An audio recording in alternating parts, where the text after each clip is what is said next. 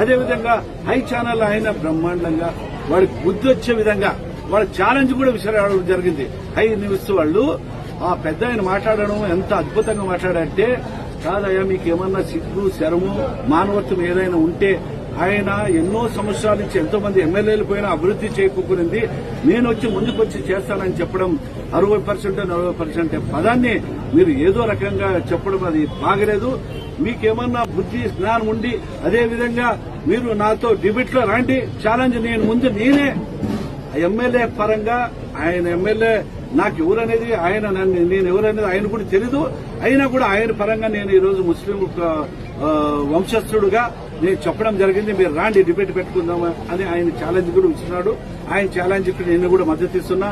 ఏ మాత్రం మీ ఖలీజా మీకేమన్నా నేను మరి భాష మాట్లాడితే మరి హైలైట్ అవుతుంది అన్నలో ఏంటో వద్దులే హైలైట్ అవుతుంది. మీరు ఏమాత్రం కూడా మీ కన్న తల్లిదండ్రులకి బాగా జన్మించింటే, ఆ మాట వేరే రకంగా అనొచ్చు, జన్మించింటే మీరు ఆ ప్రూఫ్ చేయండి. నేను 60% నా ఇంటికి తీసుకుపోతాననేది మీరు ఏమైనా ప్రూఫ్ చేస్తే నేను ఎందుకు క్షమాపణాలు చెప్పుకుంటా, లేదంటే ఈ గుంటకలు వదిలిపెట్టిపోయేదానికి సిద్ధంగా ఉన్నాను.